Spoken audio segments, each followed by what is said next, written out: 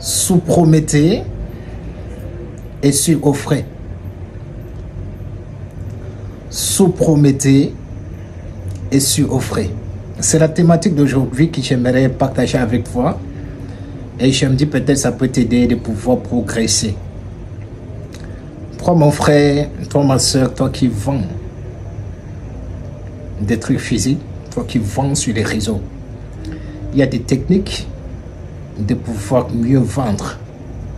Il y a des techniques de pouvoir faire décoller ton entreprise à un certain niveau beaucoup plus important. Mon frère, ma soeur, tu sais ce qui énerve beaucoup plus les gens? Je ne sais pas trop si tu sais déjà ça. Hein? Mais ce qui énerve beaucoup plus les gens, toi commercial, tu promets quelque chose à ton prospect, à ton client.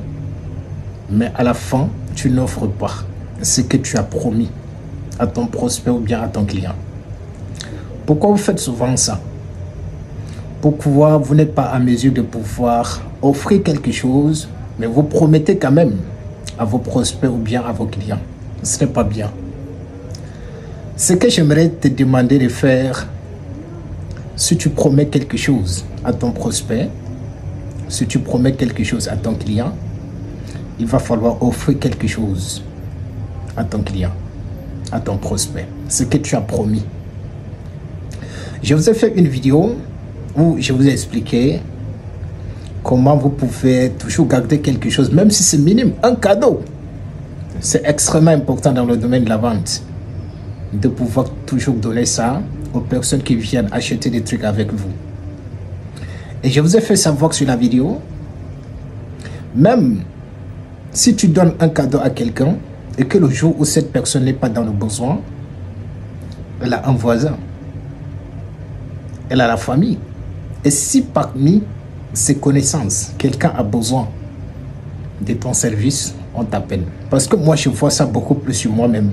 C'est pourquoi je viens partager avec vous. Si je ne vois pas des exemples beaucoup plus sur moi-même, je ne peux pas vous dire parce que je ne suis pas là ici juste pour pouvoir vous dire des trucs, pour pouvoir dire. Je dis ce que je fais au quotidien.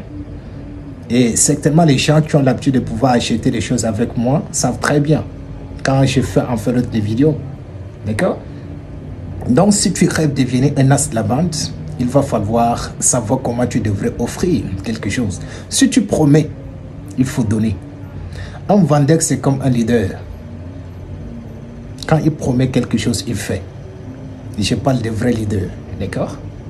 C'est ce que tu devrais appliquer, la première des choses.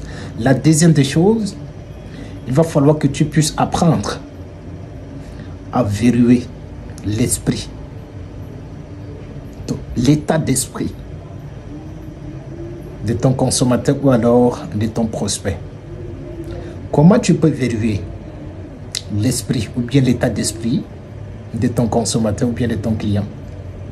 C'est quand tu fais ta prestation. Quand la personne achète quelque chose à l'immédiat, il faut poser des questions subtiles pour savoir si vraiment elle a apprécié ce qu'elle a acheté ou bien si elle aime bien le produit qu'elle a pris avec toi. Si tu ne fais pas ça, quand la personne va aller utiliser le produit ou bien utiliser tout simplement le service que tu as apporté, et à la fin, si toi-même tu vends sur les réseaux, si tu as une page, que tu publies les choses au quotidien, cette même personne viendra donner des commentaires négatifs.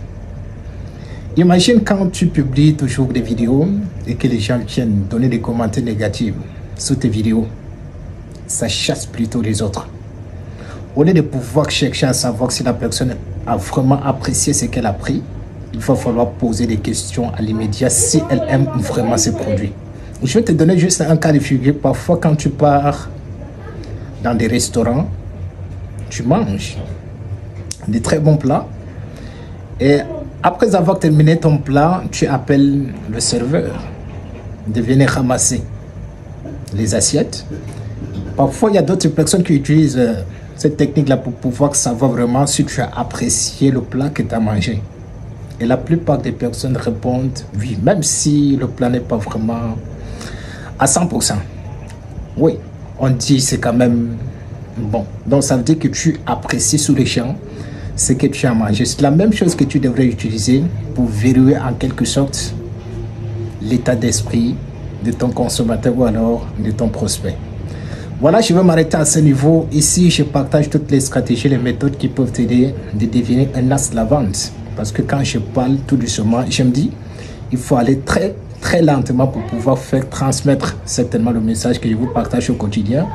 Dans le cas où, si tu rêves lancer ton activité peut-être dans des mois, je ne sais pas trop dans les années à venir, il est important pour toi de pouvoir t'accrocher sur cette page pour découvrir toutes les méthodes qui peuvent t'aider de pouvoir progresser ou devenir tout simplement la meilleure version de toi-même. D'ici là, porte-toi bien et on se prend demain certainement sur une nouvelle vidéo. Merci.